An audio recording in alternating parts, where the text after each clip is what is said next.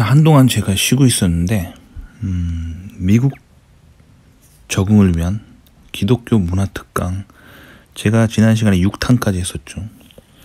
계속 이어서 7탄 다시 재개해 보도록 하겠습니다. 자, 이거 하면 할수록 정말 해야겠다는 생각이 드는 게, 미국에서 기본적으로 여러분들이 적응하려면 개신교 컬처가 뭔지를 아셔야 돼요. 이 개신교 컬처를 아느냐 모르느냐, 이게 진짜 미국 사회에서 성공과 실패를 좌우할 만큼 굉장히 중요합니다. 이 뭐랑 똑같냐면, 한국의 기본적인 컬처의 백그라운드는 유교죠. 근데 뭐 미국 백인이 어느 날 한국으로 이민 간다고 생각해봐요. 혹은 한국으로 유학 간다고 생각해봐요. 유학을 모른 채, 그러니까 유교가 뭔지 모른 채 한국 문화에서 적응하고 성공하기가 쉽지 않아요. 실수로 막 자기보다 한 20살 많은 사람한테 야, 그러면 뭐 관계가 다 깨지겠죠. 기본적으로 왜 나이가 많은 사람한테 형이라고 하고 누나라고 하는지, 그거 기본적인 문화 컬처를 알아야 한국에 성공하잖아요. 똑같습니다. 미국에 건너와서 성공하려면 개신교의 기본 컬처를 알아야 됩니다. 그래서 계속 하는 겁니다. 자, 6탄까지 했죠. 6탄에서 이제 제가 6탄까지 성경의 창세기에 대해서 좀 얘기했었죠. 그렇죠? 앞에 했던 내용들은 요 영상에 설명창에 링크를 걸어 드릴 테니까 지난 앞 내용들은 다시 보시려면 보시고요. 자, 오늘은 이제 출애굽기입니다. 창세기 다음입니다. 자, 창세기는 세상의 창조에 대해서 나와 있죠. 그 다음에 이제 오늘은 그 두 번째 챕터인 출애굽기에 대해서 좀 얘기해 보도록 하겠습니다. 출애굽기. 자, 출애굽기는 성경의 두 번째 챕터예요. 출애굽기 뜻부터 알려드릴게요. 출애굽기는 저 한문으로 적은 한문. 근데 한문으로 출자가 나갈 출이에요. 그 기는 그 이야기할 때 그 기구, 그 다음에 애굽은 이집트를 한문으로 쓴 거예요. 그러니까 출애굽기란 얘기는 이집트에서 나아간다, 이집트에서 나아간다라는 뜻이에요. 그러니까 이집트 탈출기를 말한 거예요. 이집트 탈출기. 자, 그럼 왜 이집트를 탈출해야 될까? 자, 성경에서 뭐 이집트 분들이 요 얘기 들으면 되게 기분 나쁘겠지만, 성경에서 기본적으로 말하는 이집트는 죄의 땅이에요. 인간의 욕망, 인간의 탐욕과 욕망이 끝없이 구현된 욕망의 땅, 죄의 땅이라는 뜻이에요. 이집트. 그 이집트의 왕이었던 파라오는 그러니까 결국 욕망의 제국의 왕이죠. 그래서 성경에서 기본적으로 이집트는 죄의 땅, 파라오는 나쁜 놈, 뭐 그런 뜻이에요. 그러니까 사실 이집트 분들이 들으면 되게 기분 나쁘겠는데, 성경에서 그렇게 말하고 있어요. 그러니까 사실 이런 것 때문에 이제 뭐 이집트 분들이 성경에 대해서 좀 안 좋은 마인드를 좀 가지고 있을 수 있겠죠. 성경에서 이집트는 죄의 땅이라고 말하니까. 자, 근데 기본적으로 저는 이제 뭐 이집트 분들을 모욕하려는 게 아니라 그 성경 자체의 메시지를 얘기하는 거예요. 지금 종교 얘기를 하는 거예요. 성경에 그렇게 나와 있으니까. 자, 그래서 이집트로부터 나아가는 이야기예요. 죄의 땅에서 나오는 이야기예요. 그래서 하나님의 백성이 되는 이야기를 말하는 게 출애굽기입니다. 그래서 이집트로부터 히브리 노예를 구하는 이야기예요. 죄의 땅으로부터 나와서 죄의 땅에서 죄의 노예로 살아갔던 그 삶에서 나와서 하나님이 약속하신 땅으로, 약속의 땅으로 간다, 그 얘기예요. 그래서 사실 이 출애굽기는 우리가 개신교인으로서 살아갈 때 구원이란 무엇인가에 대해서 사실은 말하고 있는 거예요. 자, 구원이란 무엇인가에 대해서 출애굽기는 말하고 있습니다. 자, 일단 출애굽기 이야기를 보면은 처음에 이제 이적으로 시작하죠. 그래서 파라오의 상징. 혹시 뭐 이집트 전시회 같은 거 가본 적 있으세요? 한국에서? 혹은 미국에서? 보면은 이제 이집트 그 파라오의 뭐 무덤 혹은 그 안에 있는 기념품들 뭐 장식품들 보면은 그 파라오 조각상의 이마에 뱀이 붙어있죠. 뱀. 그래서 뱀은 이제 파라오의 상징이죠. 뱀. 그래서 이집트의 수호신이에요. 수호신. 이집트를 지키는 신. 뱀입니다. 자, 근데 뱀은 또 성경에 보면, 창세기에 보면 뱀은 또 무슨 상징이냐면 사탄의 상징이죠. 악마. 그러면 이집트의 수호신 뱀이라고? 무슨 말인지 알겠죠. 그러니까 사실은 이제 뭐 이집트 문화를 이제 또 어떤 실제로 아직까지 현존하는 어떤 국가의 어떤 조상들에 대한 이야기잖아요. 그래서 사실 그분들이 굉장히 기분 나쁘게 들을까봐 사실 말하기 되게 망설여지지만, 이거 종교 얘기예요. 종교. 성경 자체를 보면은, 성경에 보면은 그렇게 적혀 있습니다. 그래서 이집트의 수호신이 뱀이었습니다. 뱀. 이집트의 수호신 뱀. 자, 그래서 이집트의 수호신이 뱀이었다는 거. 자, 출애굽기를 보면은 이제 6장까지는 이제 앞에 이제 부연 설명이고, 본격적인 출애굽기의 시작은 이제 출애굽기 7장입니다. 그래서 이제 모세와 아론, 모세의 형이죠. 아론이 이제 파라오를 찾아갑니다. 그래서 히브리 노예들을 풀어주라. 우리를 이집트에서 나가게 해달라. 그 얘기를 하라고 하나님이 하셔가지고 모세와 아론이 갑니다. 가는데 이제 하나님께서 모세에게 지팡이를 주죠. 그 지팡이를 하나님이 주십니다. 그래서 하나님 주신 지팡이를 파라오 앞에서 던지자 지팡이가 뱀으로 변하죠. 뱀? 뱀은 이집트의 수호신이라며. 왜 모세가 뱀을 가지고 있죠? 그리고 창세기에 보면은 뱀은 또 사탄의 상징이잖아. 아니, 모세가 사탄을 들고 다닌다고? 잘 모르면 또 이렇게 생각하실 수가 있겠죠. 자, 근데 여기서 출애굽기에서 뱀의 의미를 아셔야 돼요. 뱀은 물론 창세기에서 사탄의 상징이기도 하지만 이집트인들이 믿었던 이집트의 수호신이에요. 그래서 그들이 굉장히 두려워했던 수호신이란 말이에요. 근데 모세와 아론이 뱀을 들고 나타납니다. 큰 뱀을. 하나님 주신 뱀이죠. 자, 근데 파라오도 그걸 보고 파라오의 무당들이 있어요. 파라오의 무당들을 불러서 대적하라고 파라오가 명령하죠. 그래서 파라오의 무당들도, 그들도 이제 무당이기 때문에 한 술법 하죠. 그래서 파라오의 무당들이 그들도 뱀을 만들어서 뱀 배틀을 붙입니다. 그런데 출애굽기 7장을 보면 알겠지만 모세와 아론이 가지고 있던 뱀, 하나님이 주신 뱀이 파라오의 무당들이 술법으로 만들어낸 그 뱀들을 다 먹어버립니다. 그래서 이게 의미하는 게 뭐냐면 이집트의 수호신, 즉 파라오의 수호신이 파라오가 보는 앞에서 잡아먹힌 거예요. 그러니까 파라오가 완전 무장 해제되는 거예요.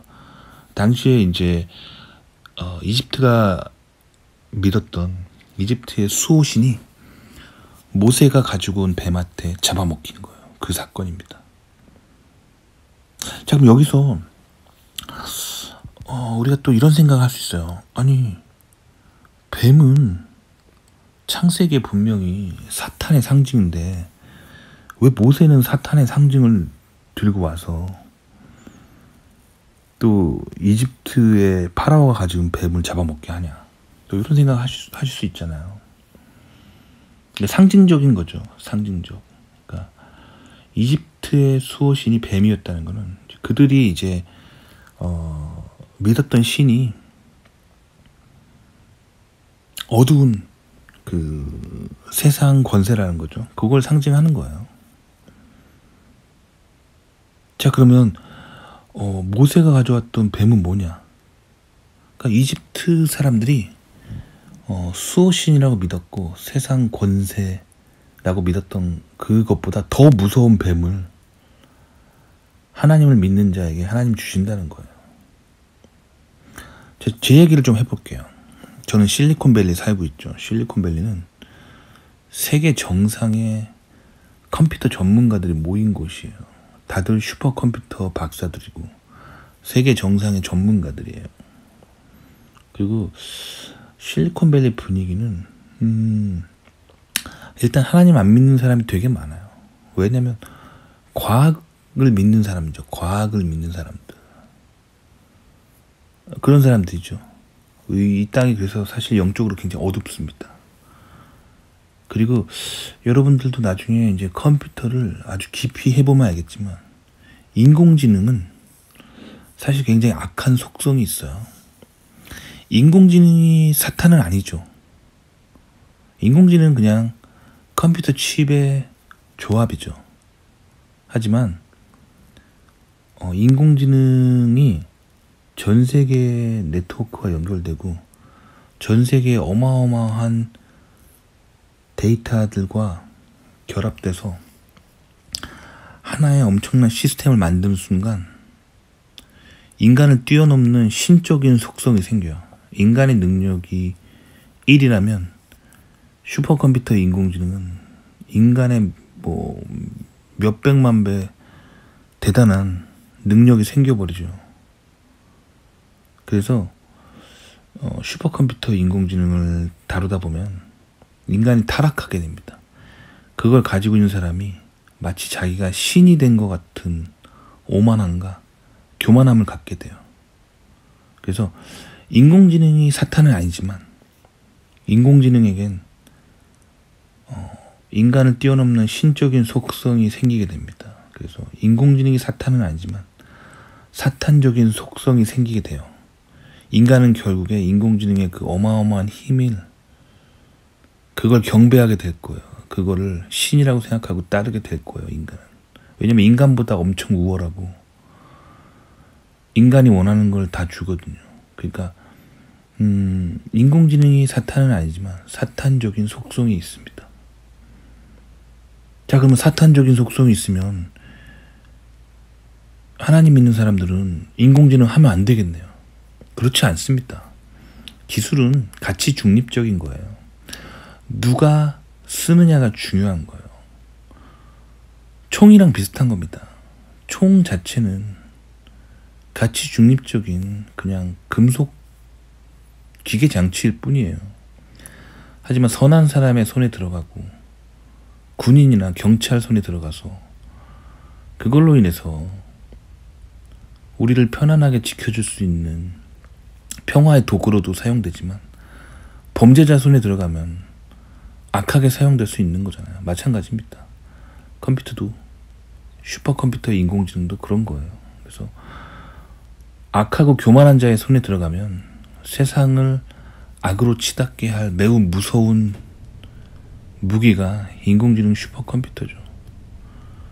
하지만 저는 늘 하나님 편에 서려고 합니다. 저는 아침에 일어나면 출근할 때 항상 기도를 합니다. 오늘도 어떤 일이 있어도 하나님 편에 서 있는 사람이 되고 싶다고 항상 그렇게 기도를 하고 출근을 해요. 하나님이 저에게도 제가 쓸 수 있는 슈퍼컴퓨터를 주시죠. 그런 겁니다. 그리고 제가 가지고 있는 슈퍼컴퓨터는 이거 실리콘밸리 박사들이 쓰는 슈퍼컴퓨터보다 엄청 더 뛰어납니다. 왜 그럴까요? 저는 하나님을 굳게 믿는 사람이기 때문에 하나님 저에게 지혜를 주세요. 그래서 실리콘밸리에 있는 뭐 날고 긴다는 박사들보다 제가 더 뛰어난 성과를 냅니다. 그런 거예요. 지금 모세가 하나님 주신 뱀을 가지고 이집트의 수호신이 파라오가 보는 앞에서 잡아먹히게 하시잖아요. 이런 거예요. 그래서 제가 가지고 있는 컴퓨터는 실리콘밸리에 날고긴다는 박사들이 쓰는 컴퓨터보다 훨씬 더 좋은 컴퓨터입니다. 왜냐면 그걸 쓰는 제가 매일 기도하기 때문이죠. 하나님 앞에 늘 하나님의 편에 선 자가 되려고 하기 때문이에요. 자, 그래서 출애굽기 7장 이야기로 돌아가도 보면은, 그래서 이집트 수호신이 잡아먹혀요. 파라오가 보는 앞에서. 파라오가 완전 무장 해제 당하는 거예요. 그 다음에 파라오가 완전 폭격당합니다.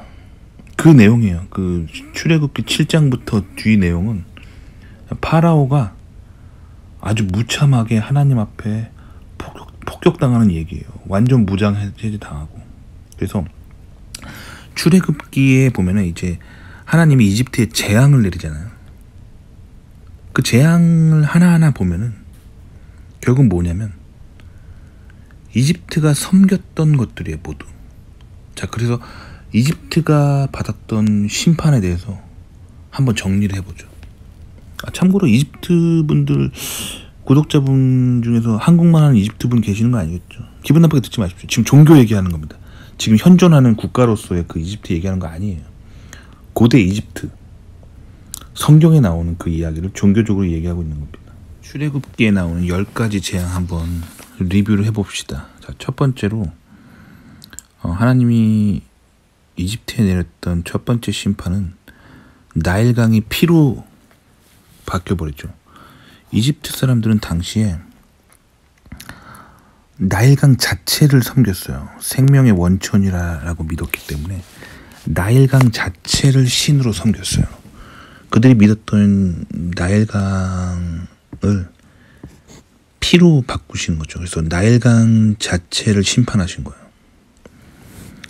자, 두 번째, 개구리. 개구리가 이집트를 뒤덮죠.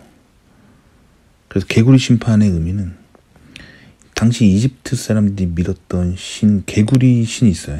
헤게트라고 하는데 여신이에요, 여신.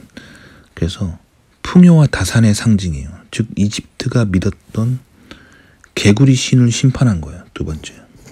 그러니까 우리는 그 출애굽에 나왔던 10가지 재앙을 단순히 우화 같은 얘기라고 보지만 당시 그 10가지 심판을 경험했던 이집트인과 히브리 노예들은 그들의 눈에 그것은 어떤 의미였냐면 당시 이집트가 믿었던 모든 신들에 대해 심판이 임한 거였어요.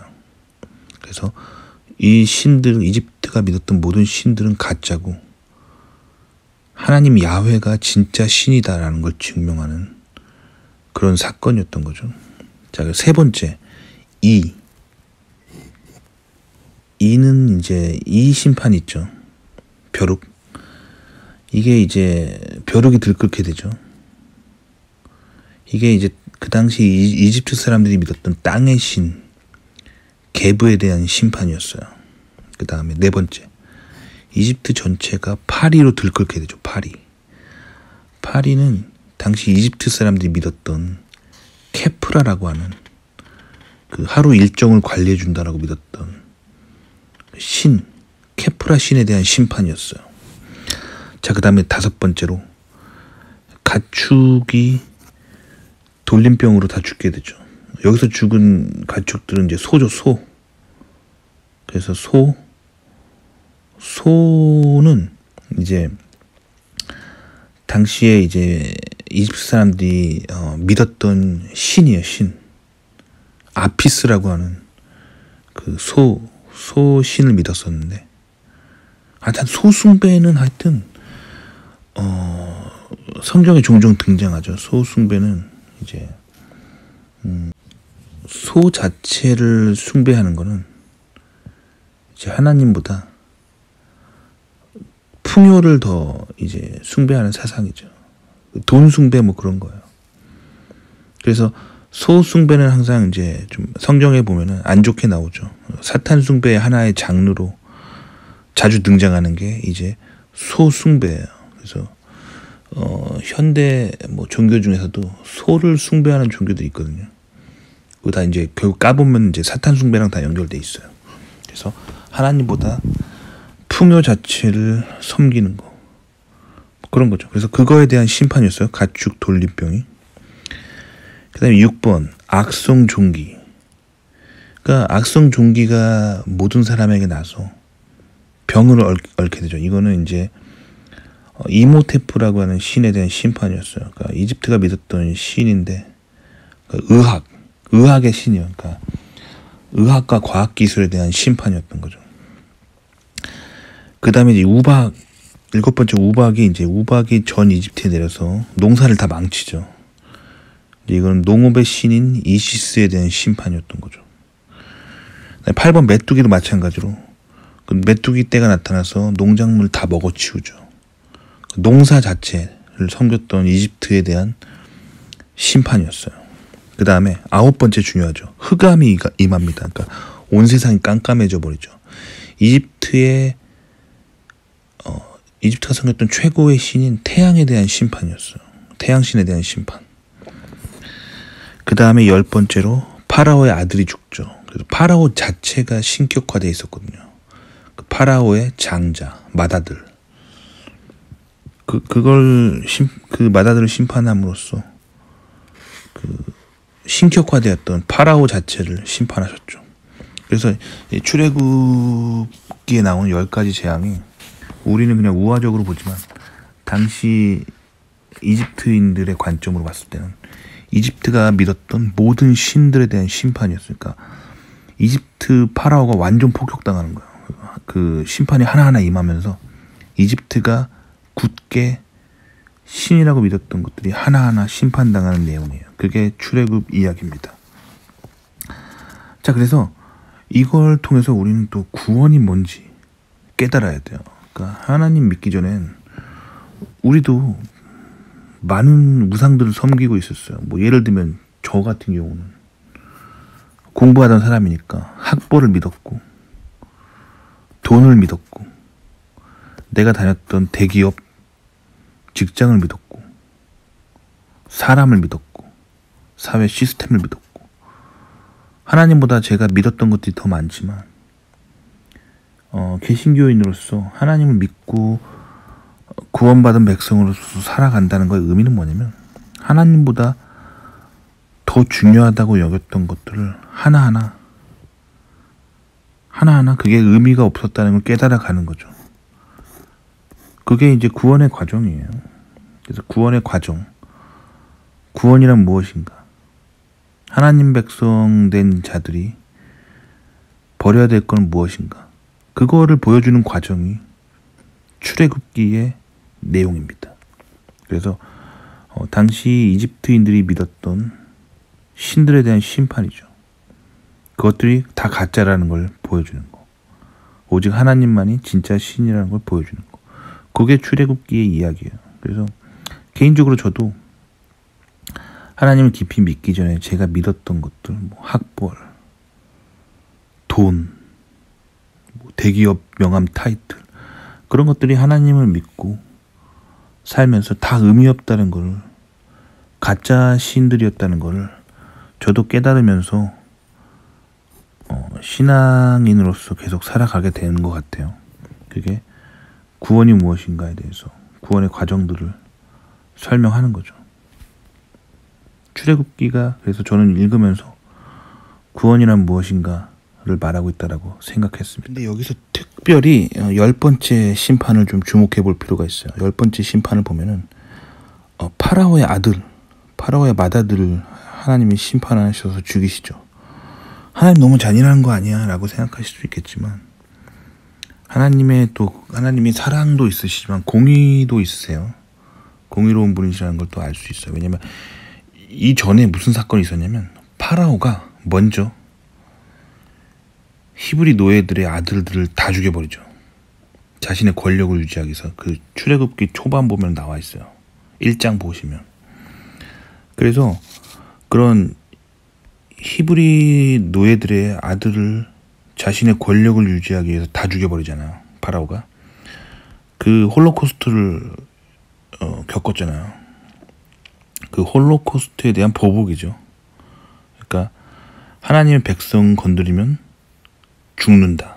하나님 그 얘기를 하신 거예요. 그래서 하나님의 백성 건드리면 죽습니다. 그래서 저희를 항상 하나님 이렇게 지키세요. 그러니까 개인적으로 그래요. 저는 이제 기독교인으로 살면서 제가 신앙인으로 살 때 저를 건드리면은 하나님이 가만히 있지 않더라고요. 그래서 저를 이렇게 저의 신앙의 길을 밟는 사람들은 다 그 말로가 되게 안 좋더라고요.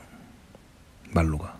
그래서 제가 굉장히 재밌는 얘기 하나 해드릴게요. 실제로 있었던 일입니다. 제가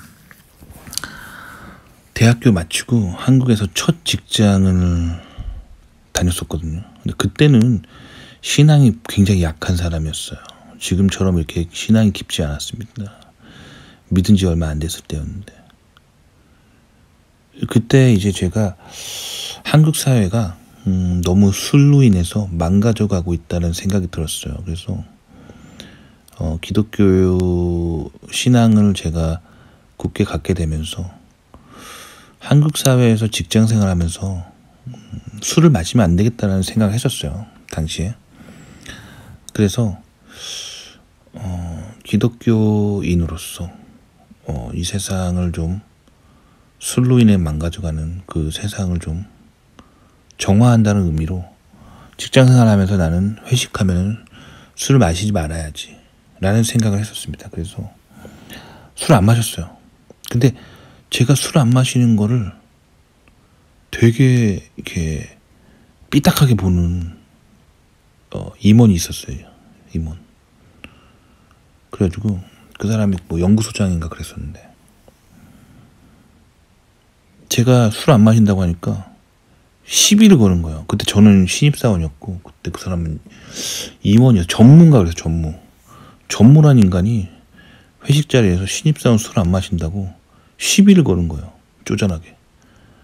제가 술 안 마시고 있으니까 제 앞자리에 오더니 신입사원 왜 자네는 회식인데 술을 안 마시나? 그러는 거예요. 그래서 제가 이제 저는 술을 사회생활하면서 안 마십니다. 그렇게 얘기했어요. 그랬더니 그 이유를 물어보는 거예요. 그거 좀 한국 사람 치고는 좀 특이한데 왜 그런가? 그러는 거예요. 그래서 사실 제가 개신교인인데 신앙생활을 위해서 제 신앙적인 이유로 술을 안 마십니다. 이렇게 얘기했어요. 그랬더니 이 사람이 되게 열받아 하는 거예요. 그랬더니 저한테 그러는 거예요. 사람들 다 듣고 있는데 그래도 한국 사람이 사회생활 할 때 술을 마셔야지 술을 안 마시면 되나? 종교적인 이유로 안 마시는 거야? 그런 거예요. 내가 그래서 개신교인이라서 종교적인 이유로 안 마시려고 하고 있습니다. 그랬더니 그 사람이 뭐라고 하는지 알아? 날 딱 보더니 마셔 그러는 거예요. 마시라고 그러는 거예요. 그러더니 소주 한 잔을 따라주는 거야. 제가 그랬어요. 저는 신앙생활을 하느라고 안 마시기로 해서 사양하겠습니다. 그랬어요. 그랬더니 딱 보더니 내가 쎄 하나님이 쎄 마셔 그러는 거예요. 되게 충격적인데 그런 사람들이 진짜 있더라고요. 그러면서 마셔 그러는 거야. 내가 쎄 하나님이 쎄 그러는 거야. 마치 이 잔을 안 마시면 내일이라도 해고할 것처럼 그러는 거예요. 정말 봉변당했죠. 봉변당했어요. 그래서 제가 그 자리에서 이제 눈을 감고 기도를 했습니다. 하나님, 저의 신앙의 길을 이렇게 짓밟는 자가 있다니 하나님 심판해 주십시오. 기도했습니다. 기도했어요. 얼마 안 가서 그 사람 잘렸습니다. 자, 그래서 왜 잘린지는 모르겠어요. 그냥 어느 날 회사에서 나가게 되시더라고요. 하여튼 하나님의 믿음의 사람들을 하나님 지켜보신다는 거예요. 그래서 믿음을 짓밟는 사람들은 하나님이 심판하십니다. 그러니까 본인이 미워할 필요 없어요. 그냥 하나님께 그 감정들을 이야기하면 됩니다. 그럼 하나님이 알아서 처리하실 거예요. 자, 그렇고요. 자, 그래서 파라오의 장자가 죽고, 자, 그 다음에 이제 6월절 사건이 일어나죠. 그래서 파라오의 장자가 죽을 때 사실 보면 하나님이 그날 밤에 이제 파라오의 장자를 죽이시는 그 밤에 이제 누구든지 이스라엘 백성들은 양의 피를 문설주에 바르면 그 죽이는 천사가 그 집 앞은 그냥 지나간다고 그렇게 이제 모세에게 말씀하시고, 그래서 모세가 그거를 이스라엘 민족에게 얘기하죠. 히브리 노예들에게. 그래서 히브리 노예들의 아들들은 죽지 않았어요. 아무도. 양을 잡아서 문설주에 발랐기 때문에 히브리 노예들의 맏아들은 죽지 않았어요. 한 명도. 근데 이집트 사람들은 이제 하나님 안 믿으니까 이걸 몰랐죠. 그래서 그들은 문설주에 양의 피를 바르지 않았기 때문에 죽이는 천사가 이집트 곳곳을 지나다니면서 파라오의 아들을 비롯해서 이집트의 모든 맏아들이 다 죽었습니다. 그런 일이 있었죠.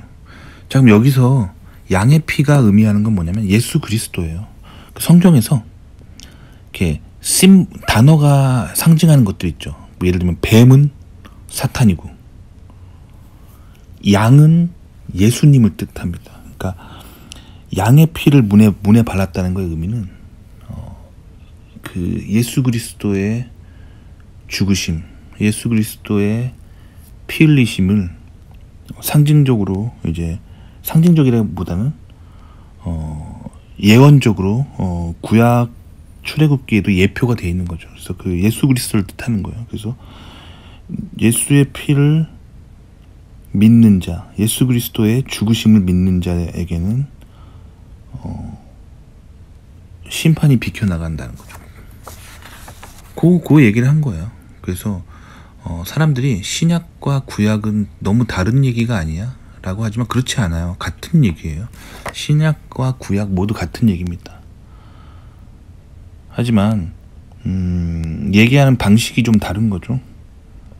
그래서 그 스토리가 뜻하는 바를 좀 잘 이해한다면 같은 얘기라는 걸 알 수 있어요. 다 예수 그리스도를 이야기하고 있어요, 성경은. 자, 그래서 그렇게 해서 어린 양의 피로 히브리 노예들의 맏아들은 죽지 않죠. 자, 그렇게 한 다음에 이제 출애굽을 합니다. 이집트를 마침내 떠나서 이제 홍해를 건너죠. 자, 홍해가 의미하는 거는 세례입니다. 세례. 자, 믿는 자들은 단순하게 이제 예수님을 믿었다고 고백하면 되는 게 아니라 세례를 받아야 돼요. 왜 세례가 중요하냐면 님들 뭐 여자친구 있으세요? 뭐 여성 구독자분들은 남자친구 있으세요?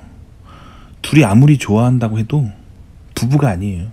둘이 아무리 뭐 뽀뽀하고 손잡고 뭐 스킨십 많이 한다고 해서 부부가 되는 게 아니에요. 그냥 좋아하는 관계죠. 부부가 되려면 뭐 어떻게 해야 되냐면 결혼식을 해야 됩니다. 마찬가지예요. 님이 그냥 저는 예수님이 좋아요, 저 예수님 믿을래요 하고 끝나는 게 아니에요. 그거는 그냥 예수님 좋아요고, 그 진정한 개신교 신자가 되려면 세례를 받아야 됩니다. 세례는 결혼식이에요. 님이 여자친구가 있어서 여자친구랑 뽀뽀하고 손잡는다고 해도 님의 배우자가 아니에요. 부부가 아닙니다. 부부가 되기 위해서는 결혼식을 해야 됩니다. 마찬가지로 님이 개신교인이 되려면 세례를 받으셔야 돼요. 반드시. 그래서 세례는 아주 간단하죠. 그냥 그 물에 가서 물에 한번 그냥 빠뜨렸다 꺼내는 거예요. 아주 간단해요. 근데 이제 세례가 여러 가지 방식이 있는데 성경에서 나와 있는 방식은 그냥 강가 같은 데 데리고 가서 물에 한번 빠뜨렸다가 꺼내는 거죠. 그게 세례예요. 근데 뭐 요즘은 뭐 많이 약식화돼서 뭐 조그마한 물컵에다가 물 받아서 머리에 그냥 한번 뿌리는 데도 있죠. 근데 원래 성경에 나와 있는 그 약식으로 하지 않은 게 원래 그 절차를 딱 밟아서 하는 거는 강가 같은 데 데리고 가가지고 물에 한번 뽕당 빠뜨렸다 꺼내는 거예요. 그래서 이제 개신교 여러 종파들이 있는데 그 베프티스트라고 하는 종파가 있어요. 침례교. 침례교가 왜 침례교냐면 그 세례를 줄 때 약식으로 하지 않아요. 뭐 물컵에다가 물 담아가지고 머리에 살짝 뿌리면서 세례 받았습니다 하지 않아요. 침례교는 실제로 막 수영장 같은 데 데리고 갑니다. 그래가지고 수영복 입혀놓고 그 물에 한번 그 목사님이 한번 푹 담갔다가 꺼내요. 그 다음에 세례를 줍니다. 그래서 저는 침례교 베프티스트적인 세례를 굉장히 좋아합니다. 왜냐면 성경 말씀 그대로 구현하는 거. 뭐 근데 뭐 사실 뭐 어디서 세례 받아도 상관없어요. 제 개인적인 취향입니다. 그래서 세례를 받으셔야 돼요. 세례를 받으셔야 돼요. 근데 어쨌든 홍해는 세례입니다. 그래서 출애굽한 뒤에 그 이스라엘 지도를 보시면 알겠지만 마른 땅이 되게 많아요. 근데 굳이 하나님은 이스라엘 백성들을 홍해를 지나가게 하십니다. 그게 세례를 주려고 그러는 거예요. 그래서 이스라엘 민족 전체가, 이 공동체 전체가 하나의 거대한 연극 무대의 배우들이 돼서 이 집단 퍼포먼스를 하는 거예요. 후대에 오는 우리들을 위해서 세례를 주는 집단 퍼포먼스를 한 겁니다. 굳이 그 바다로 안 들어가도 되지만, 그 홍해로 안 들어가도 되지만, 굳이 홍해로 하나님이 이끌게 하셔서 그 민족 전체가 세례받는 그런 퍼포먼스를 보여주죠.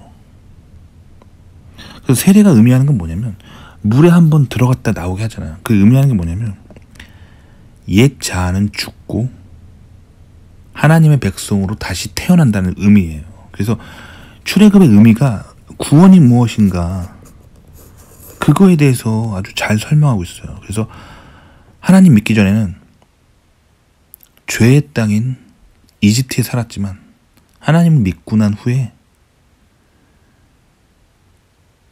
어린 양의 피로, 예수 그리스도의 피로 심판을 면하고 그 다음에 죄의 땅에서 나와서 세례를 받는 거예요. 물을 통과하면서, 죄의 땅에서 나와서 물을 통과하면서 죄악된 땅에서 살았던 나의 옛 자아는 죽고 물에 들어가는 순간 죽는 거예요. 그리고 물에서 나오는 순간 하나님의 백성으로 다시 태어난다는 그 의미예요. 그래서 세례를 받는 게 중요한 거예요. 뭐 머리에 뭐 물 한 컵 뿌리든, 수영장에서 퐁당 빠뜨리든, 강가에서 그냥 퐁당 빠뜨리든 다 같은 의미입니다. 물을 지나가는 순간 나의 옛 자아는 죽고 하나님 백성으로 다시 태어난다. 그게 세례의 의미입니다. 아시겠죠? 그래서 오늘은 출애굽이 이제 구원을 의미한다는 거, 구원의 과정, 그거 구원이란 무엇인가에 대해서 얘기한다는 거, 그리고 출애굽이 죄의 땅에서 나와서 하나님의 백성으로 다시 태어나는 그거, 그래서 세례가 중요하다는 거, 그 얘기를 하는 겁니다. 개인적으로 저는 제가 미국으로 넘어오는 거 자체가 저에게는 사실 약간의 뭐 개인적인 경험인데, 저에게 출애굽이었어요. 또 그렇다고 한국이 죄의 땅이라는 얘기는 아니에요. 그렇게 오버해서 들으지 마시고, 제 개인적으로 한국에서 나와서 비행기를 타고 바다를 건너왔잖아요. 바다 건너오면서 저는 그런 생각을 했어요. 새로운 땅으로 가는구나. 한국에 살았던 나의 옛 자아는 죽고 바다를 건너서 새로운 신대륙으로 가는구나. 하나님의 백성으로 거듭나는 것 같은 느낌이 들었어요. 그래서 미국에 도착했는데, 여러분들이 잘 모르시겠지만 미국은 진짜 하나님의 땅이에요. 왜 그러냐면 여러분들이 이거 아마 잘 모르실 거예요. 미국에서 나중에 살아보지 않으면.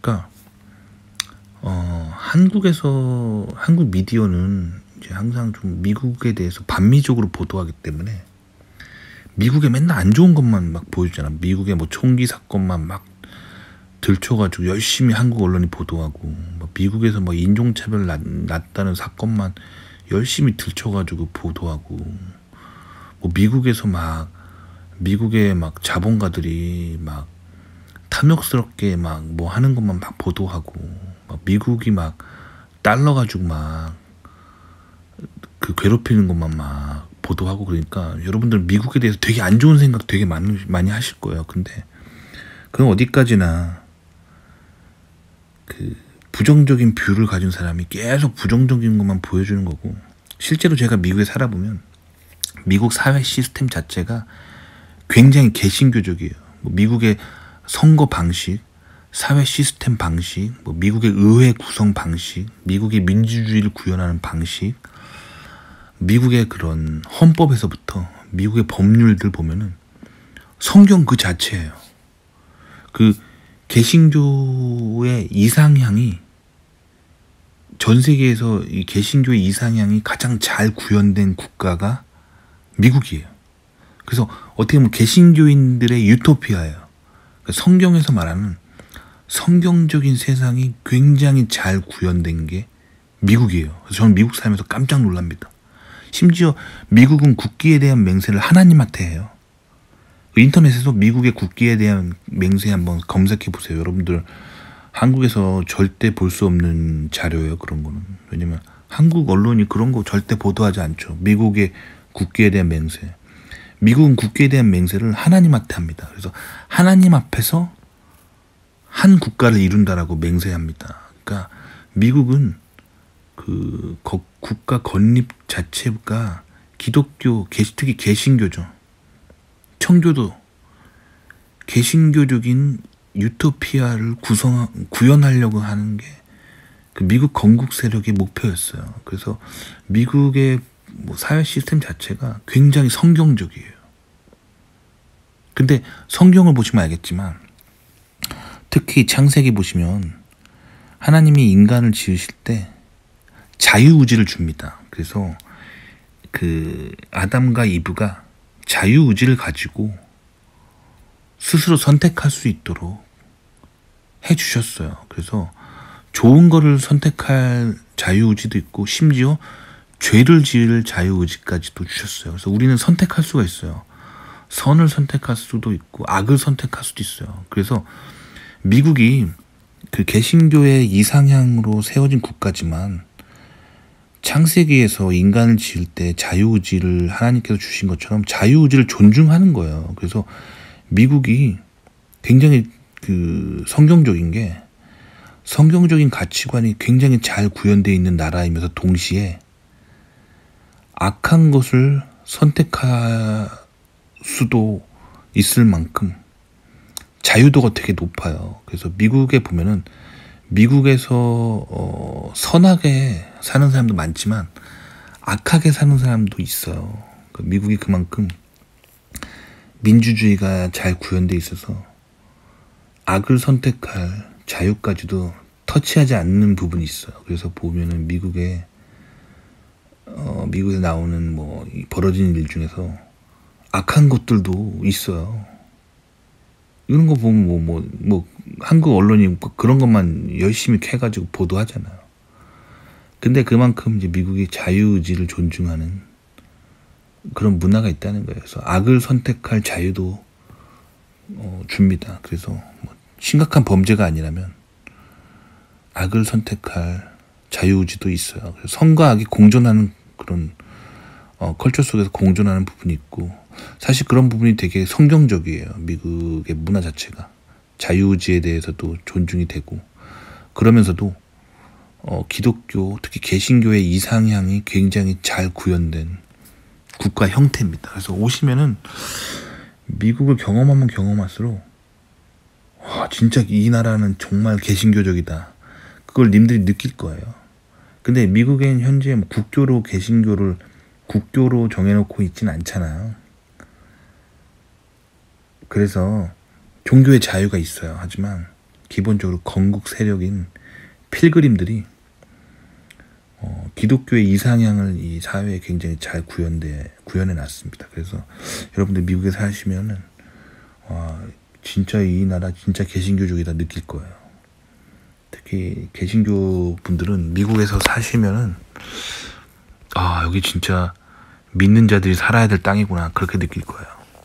그래서 오늘은 출애굽기와 그리고 구원이란 무엇인가, 그리고 저의 그냥 개인적인 경험들 이런 거 좀 얘기해 봤습니다.